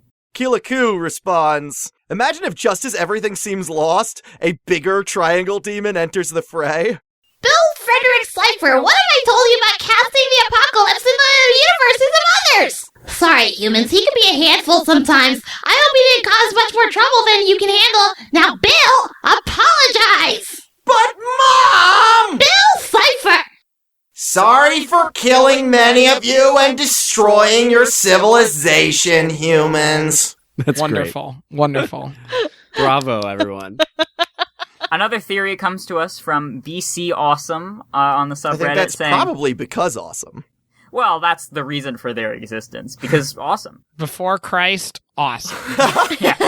Before Christ was awesome, and then he showed up, and everything kind of got really dull. Except there was a dope musical about it. There was! They say, I am still baffled by what Bill's other weakness is. By what Ford said, I know that there is one. That is the last thing that he said before he got turned to gold. It obviously isn't related to anything fighting-wise, because Bill completely obliterated Time Baby in the blink of an eye. His eye, actually. Speaking of which, those Blind Eye Society symbols on the dumpster right before Dipper's going into the mall could actually mean something. Everything put in this show is there for a reason, so there's possibly another member still out there. Notice that after the Society of the Blind Eye episode, people go on with their lives still ignorant for the most part. The monsters and other weird stuff is somewhat common, so people would definitely be affected. Episodes like Northwest Mansion Mystery and Stanchurian Candidate have happened since. And you would think that people would be traumatized by ghosts that turned everyone into wood, or Stan jumping like a bat from a statue exploding. That stuff does not happen in everyday life. But that brings up yet another question. How could these memories be erased? There's most likely another memory eraser if it was something that was practically worshipped in the meetings. So now that I've gone completely off topic to that, I think that Bill could possibly have some connection, especially with, there's a page in the journal with Bill on it that has a head that has the phrenology on it, much like Blind Ivan from the Blind Eye Society. Which was also on his gear shift, right? That's correct. That's right. Blind Ivan was part of Bill's hot rod car in the same episode. Also, the giant tear in the sky is an X, like the Blind Eye symbol. Ford definitely knows about the Society because he questioned how Dipper received the mind-erasing device in Tale of Two Stands. Also, the purpose of the mind-erasing machine was to have McGucket forget about Bill's plans in the first place. Bill is definitely linked with the Society, but I'm not completely sure how this fits in with Bill being taken down. Just wanted to remind everyone this is a decent possibility. And it is! Apollo 151 says, so any theories on what is exactly inside the bubble that Mabel is in? Because it appears to be Mabel's symbol on it. So any chance it's possibly some kind of Groundhog Day loop where Mabel is, in fact, in a time-locked Gravity Falls? Because while Bill is sneaky and underhanded, he does always follow through on his deals to the letter, and since Mabel asked that summer not end, locking her away in a microcosm version of Gravity Falls while he corrupts the real Gravity Falls seems like the most Bill-style interpretation of that wish. On the subreddit, Dionysus24779 said, prediction to what will be inside of Mabel's prison bubble. A Lotus Eater machine, a simulation of the perfect world for Mabel. A world where summer never ends. She has all of her boy crushes swooning over her. She will always be with her friends, and Dipper will never, ever leave her behind. Why would Bill do that? Well, the deal for Mabel was to hand over the Rift Snowball, and in exchange, the, quote, summer will never end. Plus, if he gives her the perfect world that she wanted, she could be very reluctant to abandon it. She might, for a time, actually prefer a fake Dipper that will always be by her side than the real Dipper who wanted to abandon her and now rip her out of her personal paradise. I could easily see a scene in which the real Dipper tries to comfort Mabel and tries to make her see that time moves on and change can be good, while a fake Dipper tries to convince her otherwise. I like that a lot. That's a really good idea for how to do that. The bubble. And in many ways, like I would imagine that fake Dipper is more or less just an embodiment of an extension of Mabel's consciousness. Yeah. Right. Because Bill is the master of the mind, of course. Yeah. That's his domain. Even though he is in the physical world now, the mind is the still his forte. corporeal realm. Yeah. Our next theory here is also from the subreddit. This is from Small Animals for Life. Small Animals for Life! Hey, what if people who had gold, necklace or some sort, will be saved from Weirdmageddon? Because Deputy Durlin was turned into a stone and got taken, while Sheriff Blubbs, gold star, buckle, etc., who is holding Durlin at that time, is not affected at all. And Bill does talk about buying gold a lot, and does he say it a lot, or did he just say it that one time? He says it one time, and then it became a meme, and now it became a meme. So like Alex will say it at panels, it'll be in like books and stuff, and the AMA. But not only does Blubbs have the gold star in the buckle, but he also has a gold chain on his neck when he took his shirt off. Yeah. I don't personally like this reading because I feel like it spawns from people misunderstanding the joke of buy gold in the first place. Yep. Yeah, maybe. I was one of those people. Alexa, the time has come. What are all of y'all's theories? This is what I think is happening. I don't think that Mabel is in that Jawbreaker, first of all. I don't think she's in there. I feel like that's too easy, you know. Like a red herring there. I think it's a red herring. I do think she's more of a pinkish. Yeah, now that we've heard the other theories, I'm like, oh yeah, she could be in some kind of time loop. And there might be this big emotional moment of, you know, Mabel is in an endless summer, and it seems like it was something that she dreamed about. She's in a eternal sunshine of the 500 days of summer. I have 500 days of summer now.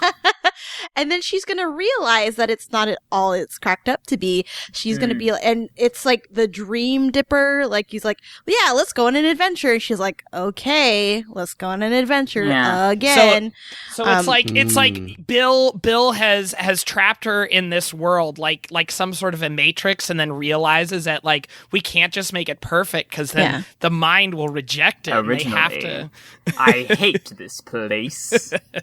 I don't think he made one that was terrible for her. He actually gave her what she wanted. But I think the lesson that Mabel is going to realize is that the things that she wants isn't necessarily what everybody else wants. And the reason why she loves Dipper is because Dipper is not a version that she made up. Dipper is Dipper. Yeah. You but know? I'm interested in what you thought initially, that if she's not in the bubble, then where is she? Because notably, everyone in these theories is talking like Mabel made a deal with Bill, but she didn't. She did not shake anyone's hand. She didn't, there was no proper deal.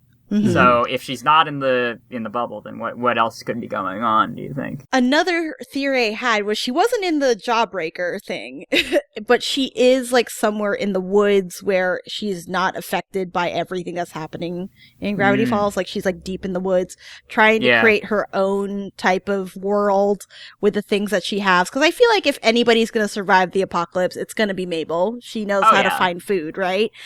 She's going to be like frolicking with the three-headed bird. Yeah, she'll like hang out with the woodland creatures, and make them her friends, even if they have 3 eyes in one arm. You know, the 3 eyes on the one arm. She doesn't judge, right? 3 arm, 1 arm person. 3 eyes, 1 arm person, right? You're my best friend, 3 eyes, 1 arm person. Oh, thank you. You're my best friend, too. Exactly. And I think, if anything, maybe she will lead them to also go against Bill somehow. Because that's a revolution? Exactly, because Mabel's revolution has always been kindness. It's always been love. Yeah. And I think that's just how that's her role in this apocalypse. I feel like that's the role I hope to be in the apocalypse. Right now, Yeah. I'm Abuelita the chair, but I'm But you hoping could that I'll get make friends wheels with so on many your people. chair and then take action and roll out Exactly, of and the- like have You wanna everybody ride on my stand in front of everybody and give a "Why can't we all be kind" Wayman Exactly. speech. Yeah. Exactly, like we just need to. And be in another kind. Weirdmageddon, I would have really liked just doing laundry and taxes with you. Exactly. So that's what I think is happening. I think there is going to be a whole moment of like, Dipper and Mabel talking, and then she's like, you know what? I kind of like where I am right now. I've made my own summer. I've made new friends with a 3 eyes, 1 arm person. And, and like, what makes you think that I want everything to go back the way it was? And then he's like, well, So she changes. and then Dipper's probably going to say something really sweet, like, well, my summers will never end as long as you're by my side. Aw, that's a good something line. like, right? And then that'll be it. And of course she wants to be with, she wants to spend the rest of the summer with Dipper. And then she was like, and then she'll have that realization of, you know what? Dipper went through a lot to come get me. And I can't. Because she where we last were with her, she felt abandoned because she was like, he's like, I'm just gonna live with Ford forever. I won't see you anymore. So but he's bye. proving like his care for her. Absolutely. By yeah. Yeah, and I feel like at the end she's going to be like, that was enough for me. The fact that you went through the actual the end of the world. apocalypse, Yeah. the actual end of the world to come find me, and I was okay while you were trying to do that. I will figure it out if you are not here with me. Interesting. And eventually that's what leads her to say, I'm going to let you go and do science stuff with Grunkle Ford. So that's... Okay. Yeah, I was just trying to think through anybody we didn't see in this episode. Any characters. We didn't see Robbie, but we had a Robbie mention. Yeah, that he got captured because he had to take a selfie. Really, the one character I was thinking about that we hadn't seen in this episode is Waddles, and so I'm really curious as to what role Waddles is going to play. As we know from the Dungeons, and More Dungeons episode, I get very concerned when something bad happens and Waddles isn't around. Waddles better be safe. You hear me? Yeah, I'm not sure how it's all going to wrap up, but I love Alexa's theory. Thank you. And I'm gonna tweak it a little bit. Perfect. Okay. Workshopping. So my thought process is that the bubble that I think that Mabel is in there because I believe in the cartoon itself we actually see her get encapsulated there. Okay. Yeah. So I think it's not so much a Groundhog Day as much as it's literally her reliving the summer. Oh, like the series itself. Because every show has to have like a type clip show. of... That would be a way to do a clip show while still contributing to the plot if they wanted to. Exactly. And then having it be more or less... And this would be a good way to... That was us 2 weeks ago with the It's song true, yeah. that the 5 of us sang. It's a celebration of how far they've come and yes. Yeah. And so having that would be, it would be a great way to showcase other characters and other, creatures that Mabel has helped along the way and befriended and just kind of, because again, Mabel is the heart of this entire story. And she will be, I agree with you, Alexa. Mm-hmm. She will be the unifier. Robbie's the heart. She's the shooting star, I think, actually. that's what we think at this point. Okay. We don't know yet. Well, she will be the unifier regardless. Yes. And I do think that there is going to be this sense of like the creatures of Gravity Falls, while separated will fall, but united will stand, and could at least create a sense of an army to distract Bill long enough to get get that edge to cancel on him. the apocalypse. Right, 3 eyes, 1 arm man. Yeah. This will be our 618. And I think because ultimately all of the reason why I even say the whole like reliving the summer aspect as well ties into everybody's kind of has like a selfish moral that they have to learn. Yeah. And Mabel's currently is that she's trying to hold on to the past selfishly because she doesn't want it to end. And so the only way for her to, acknowledge that like, hey, just because it's the end doesn't mean that there isn't a beginning that's going to follow right after. just because it's the end of this particular chapter doesn't mean that we can't start a new chapter. And, and the reason why it was so special is because, the reason why it makes you sad to see it go is because it was great while it was happening. Yeah, the fact that it ends is what makes it special. The other thing I was thinking about, because again, I was trying to think of like things that we have not seen yet, and that got me thinking about things like the President's Key.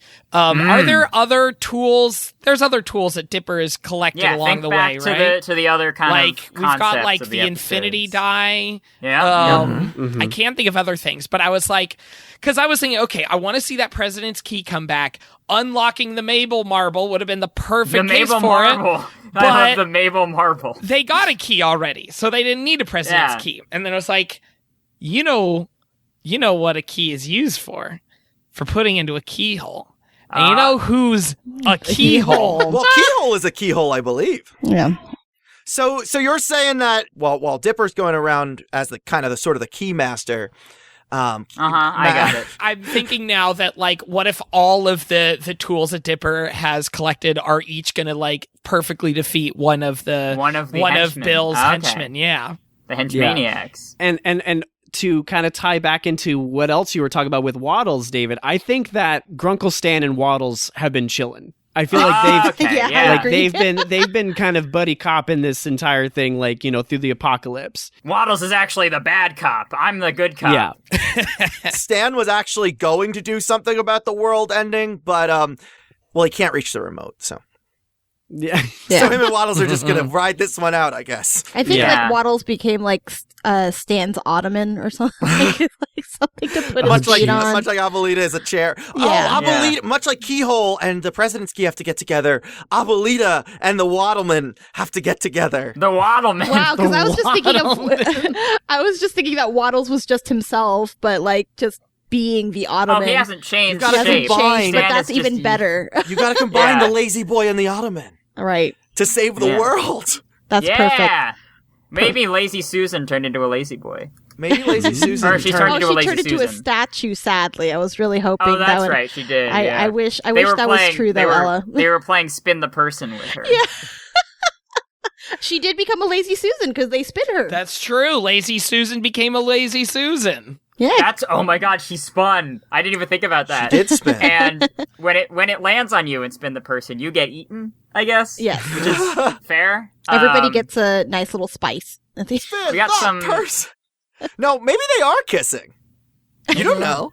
Oh, Some maybe of them that's have their lips. way of... Yeah. You're right. I don't judge. Love is love. Alex did say their party is based on Cal Arts parties. It could happen. We have some cryptograms that I would like to read to you, lovely people. In the Billified theme song, the title card flickers between saying Gravity Falls normally to saying Gravity Falls in the Caesar Cipher. It also changes Alex's credit to created by Bill Cipher instead of created by Alex Hirsch. Mm-hmm. The backwards whisper in the intro was 3 letters back in the first couple episodes of season 1. It's also been changed Z and A. It's been a bunch of different things, but here it's a clip of Bill Cipher reversed saying, That's amazing. As well as in the cipher wheel that flashes at the end of the intro, that journal page that we had Alexa analyze in her first episode. Yes. There's now a cutout hole where Bill's picture used to be. It's like he's been ripped out of the page. He did say that 2-dimensional depictions of him in our world are him. So like on the back of every dollar bill, he can see through that. Yeah, you gotta clean out your pockets, buddy. Got a lot of lint back here. Above a Pit Cola billboard, we see a key icon and Sil Bifer written next to it. That is the key to decode the credits cryptogram, which is in the Visionaire cipher. And when using Sil Bifer with the image in the credits, you get, it will take 1,000 years for Time Baby's molecules to reconstitute. And when he's back, he's going to be very cranky. Now, that does connect with what we already know about the Time Baby, because we've seen in Time Traveler's Pig, they travel to what looks like the distant future, and the Time Baby is, like, destroying the world. Mm-hmm. as well as this show takes place in 2012. And Michael, do you remember the short about the mailbox? Yes, I think so. So Dipper asked if the world was really going to end in 2012 in that one, and the mailbox responded, "No, 3012. You got a bit." Yeah, you got a while. That's right. So the Time Baby's molecules will reconstitute in 1,000 years, and he will be very cranky, and we've seen him destroy the future already. Yeah, so it's kind of, I guess he exists in kind of a time loop because he obviously lives mainly in the future, so he can't be dead forever. No, he lives in our time too, in cryosis. Oh, that's right. He lives in the glacier. Yeah, he was the last of a race of time-traveling giants. They all died out, but one of their babies got frozen in a glacier. I feel like what this is implying is that the molecules reconstitute in the glacier. Okay, that's interesting. I like that. That's what's... No, yeah. Okay. But the glacier was in the president's document. It doesn't necessarily add up, but time travel's confused. It's kind of it's more of a wibbly-wobbly, timey-wimey. Oh, I was going to say it's more of a Jeremy Bear-me. Jeremy Bear. No, I think the timeline is. Oh, no, it is a time loop, because... Yeah. He's going to destroy the future and in the process become its ruler, but that's where he traveled from. Yep. Oh, no. Yep. So what happened with the glacier, that's before the time loop. Oh, goodness. Wait. My brain hurts. Oh, God. Time travel, man. Why you gotta be so complicated? The end card combination cipher reads... Game is over, and I won! Now it's time to start the fun! I always love corrupting lives! Now let's see which kind survives. Ominous. Indeed. We have been saying on the podcast for a while that, this is the 3-part finale of the series. But, the way Alex describes it is when you make a pilot, you are convincing the world to fall in love with you. And when you are making a finale... you are convincing the world that it is okay that you're breaking up.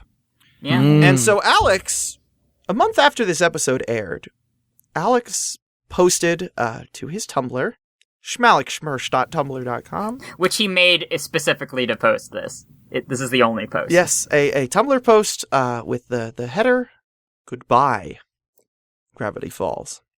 Because you don't break up with someone over the phone. Yeah, we didn't know that Weirdmageddon was starting the finale of the entire series. I have sent it to you on Discord if you all would like to join me in reading Alex Hirsch's breakup letter to us. Goodbye, Gravity Falls. Hey, Internet. I've got some tough news to deliver. Are you sitting down? Do you have a minute? Here, have this picture of a dachshund dressed as a crayon to relax. Everything good? Okay, here goes. There's no easy way to say it, so I'm just gonna say it. Gravity Falls is coming to an end. There are 2 more episodes left. Weirdmageddon 2, Escape from Reality, and Weirdmageddon 3, which will be our hour-long series finale. After that, Gravity Falls, as we know it, will be over. I know how tough this will be for many fans, and I feel you guys.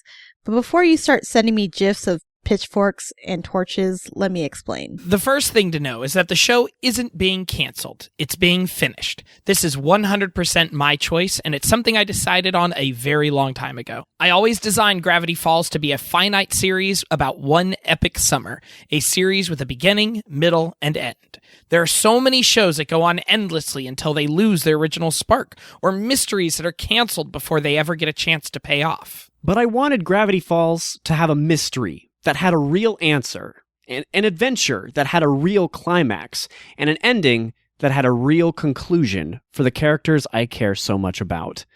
This is very unusual in television, and a pretty big experiment, and Disney, for their part, has been enormously supportive. I know that hits are rare in this business, and it's hard to let one of them go, so I'm grateful that this company has had the vision to let me start and end the show the way I always wanted to. Why did we wait so long to announce that this was the last season? The truth is, it wasn't up to me. Before we started season 2, my writers and I decided that this season would be the last. I wanted to announce this to the world at large then, but I was restricted from doing so, mainly because I think a lot of people were hoping I'd changed my mind. Interesting. But Gravity Falls was never meant to be a series that goes on and on forever. It's meant to be an exploration of the experience of summer, and in a larger sense, a story about childhood itself. The fact that childhood ends is exactly what makes it so precious, and why you should cherish it while it lasts. You're right, Prospector, I can't stop Andy from growing up. But I wouldn't miss it for the world. No words can describe how grateful I am for the millions of fans who have cherished Gravity Falls for the time that it's been on air. Running a TV show, especially one where you write, direct, supervise, and co-star, can be an incredibly grueling experience. But every handwritten letter, tweet, tattoo, piece of art, costume, and creation from the fans made this enormous undertaking worthwhile. To the Gravity Falls fandom, I love you guys. You're weird and clever and smart and curious and have been a constant inspiration to me and the crew. You've picked us up when we felt down and pushed and inspired us to do the best work we possibly could. I hope you enjoy watching our finale as much as we enjoy dreaming it up. And if you don't, keep it to yourself, pal. Yeesh. Anyway, I know this will still be hard for a lot of fans to digest, so here's a few FAQs for you guys. FAQ. Is this a prank? You're a real prankster, you are. Nah, man, this is real. The first stage of grief is denial. That's why there are people out there who think that Andy Kaufman and Tupac are hiding in the woods waiting to drop 2016's sickest album. I wish. But this is the truth. Besides, just bumming out millions of people for no reason would be a pretty lame prank. My pranks are a lot better than that. Give me some credit. This sucks! I want to be mad at someone. Is there someone I can be mad at? Being mad is easier than being sad, I get it. But there really are no villains here. My team and I set out to do something, and we did it, and the network supported our crazy vision. Except when there were gay old ladies. If you want to be mad at someone, blame, the goat. With his shifty eyes, this is all his fault. Are they going to make a third season without you? Will it be called Gravity Falls Babies, the New Class Generations? While that is an amazing idea, and you would make an amazing executive, there are no plans to create another full season. What's next for you? Are you going to ride the rails with your belongings in a sack, playing the harmonica, going wherever the wind takes you, like some kind of tragic folk hero, perhaps named Johnny Flannelbritches? These questions are getting weirdly specific, guys. The truth is, I don't know. I've spent the last 4 years living and breathing Gravity Falls. I've pulled more all-nighters than anyone I've ever known who didn't work at NASA, and basically holed myself up in my office to the exclusion of any sort of actual life. I already have some very exciting opportunities lining up on the horizon after I take a good vacation. We'll see. How can we continue to follow your exploits? You can continue to find me on Twitter @_Alex Hirsch. I'll be tweeting all sorts of GF goodies leading up to the finale. Will the last episode be exactly like my headcanon? If not, can I firebomb your house? Well, the joke's on you because I don't have a house. I live in a shire. But seriously, my team works insanely hard to make the best series we can. Of course, there's no way to satisfy every single fan's personal theories. But our show reflects a genuine, sincere effort by some really talented folks to make the coolest thing we can with the time and budget available. Will every single conceivable question ever thought of about Gravity Falls be answered in the end? Of course not. But that just leaves some material for any potential Gravity Falls projects in the future, including the canon journal number 3 that goes on sale in 2016. Oh, I can't wait for the year 2016. I'm sure nothing but good things will happen. Carry on with your business. There is nothing to see. Are you sure you'll never make more Gravity Falls? I know that there will be many fans who will be sad to see the Pines family go. But just because I finished the story I wanted to tell doesn't necessarily mean we will never see Dipper, Mabel, and Stan again. Seuss, he's dead. Seuss is dead. Oh, no! Wendy moved to Portland. Yeah. We'll never see her again. She doesn't call. It means that this chapter is closed, and that I, at least for now, am personally done telling their story. I want to thank Disney, my amazing cast and crew, and most of all our fans for taking this unforgettable road trip with me through the Redwoods into a place called Gravity Falls. I look forward to seeing what adventure we go on next. Your pal, Alex Hirsch. P.S. Pascaview to Bafoa. Which is Stay Weird in the Caesar Cipher. PPS. Want to thank the cast and crew for the awesome job they've done? Feel free to use the hashtag GravityFinale. Whew. Well, does everyone feel sufficiently broken up with? Yeah. It was a darn fine Dear John letter. It's an art form. All right, then. If you want to find more episodes of this podcast, go to our host network, pipedreampodcast.com, where you can find other shows like Escape from Walt Disney, How Did This Not Get Made, and Come On Fhqwhpods. And who happens to host Come On Fhqwhpods again? Would that be all three of you? Yeah. I'm the well, segmentist. technically, Yeah. Alexa hosts her own podcast that Howdy just Pod, happens to yeah. be released within our podcast. It was You're just right. easier for her to just be like, can you put my podcast in your podcast rather than have to deal with Libsyn and iTunes? Well, it's a fantastic podcast all about Homestar Runners, so if you like Gravity Falls, check that out. And I will actually be guesting on 2 new episodes of Fhqwhpods on Tuesday and Thursday next week. So check that out as well. Thank you for joining us, podcast parents, Fhqwhgods. Fhqwhgods, as it were. Of course. Yes. Thank you. It has been an amazing journey getting to know your community this past year and a half. Through the Pipe Dream pipeline. Honestly, yeah, no, And while you're on pipedreampodcast.com, on the Mystery Shack Lookback page, you can find a link to our show's social medias, Discord server, and our Patreon, patreon.com/Mystery Shack. Charlie, tell them what they win if they pledge. Well, for a $3 pledge, you will get a shout out at the end of episodes.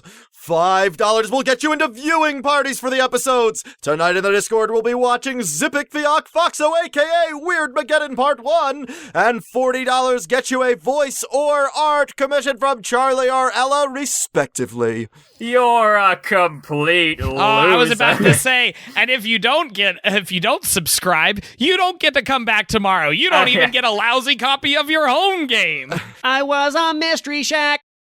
Look back!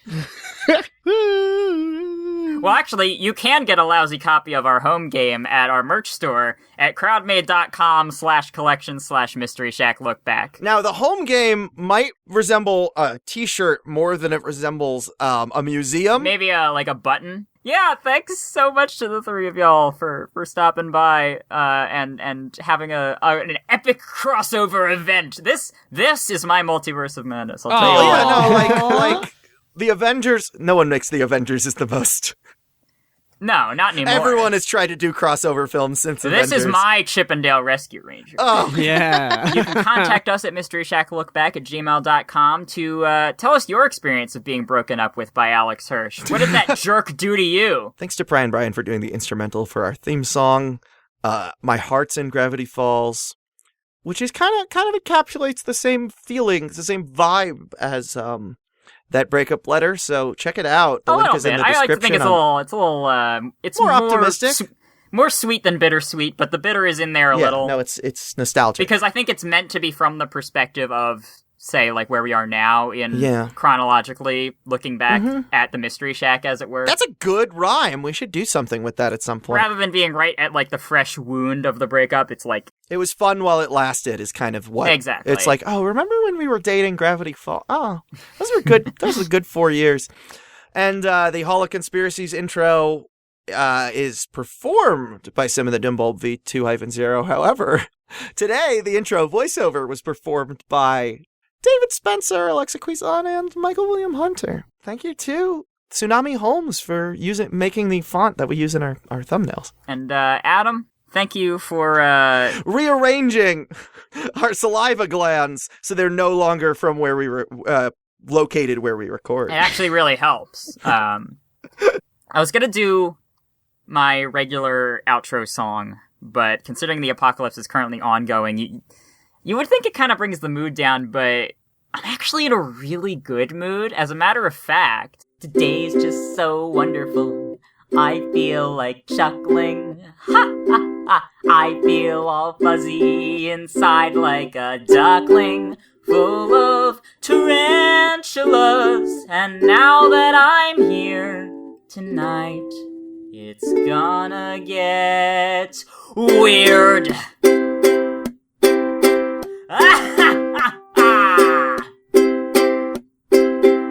Look at these creatures, not enough features. Cat should breathe fire, bear should sing choir.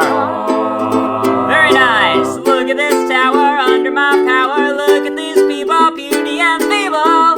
Woo-hoo. Look, I'm just a triangle trying to save you from the delusion society gave you. Gravity's a lie, and so is the sky. Trust in the all-seeing, all-knowing eye. Look at this money, who's that, honey? Look throughout history, how could you miss me? Seriously, I'm all over the place. Look at this weather, I could do better. Man, the broad rainbow, screaming tornadoes. Look at this loser drinking coffee. Now it's decaf. Look at these people calling me evil. Right back at you. Now you're all statues.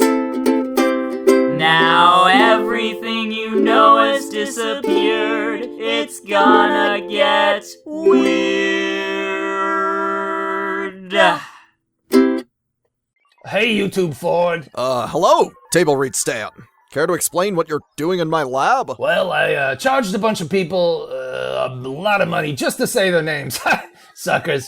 Anyway, there's a lot of them, and I don't feel like, reading them all myself. You want to do some? I have many moral objections to this, but you've tempted me with an organized list.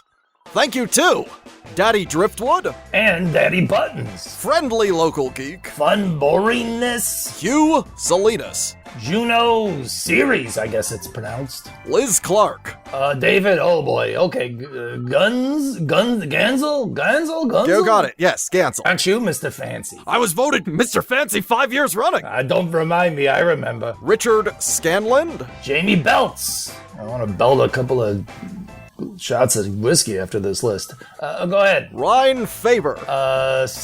Stephen Patrick Mulholland. Oh, Mulholland Drive. Very interesting. All right. It's a good film. Gwen Prime. Junior Bruh. Joseph Jones. Olive Pluto. Oliver. There's an R there, Stan. Oh, Oliver Pluto. I'm sorry. I was distracted by the object that's no longer a planet at the end. Kuiper object. That's the term. Whatever for. That was your thing, not mine. Oliver Pluto. Petey Piranha Plant. Elizabeth Neuenfeld. Mumpleteen D. Wumpleteen. Oh boy, these kids these days.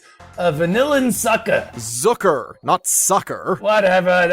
He's a sucker. He might be a Zucker, but he's also a sucker. Vanillin Zucker. Ro Davis. Adam with 2 A's, a D, and an M. Delphine Dussy. May. Just May. Jessie Marie McDougal. B. Calisoda. Rich Rawl. Easy Snake Oven. Samantha Angley. And Spencer Neil Campbell. Stan, what are all these patrons paying for anyway? Oh, just the essentials. This brown meat doesn't buy itself. Nor does Fully Clothed Women magazine, evidently. Hey, keep your hands off that. Help me stock up for the apocalypse at patreon.com/mystery shack.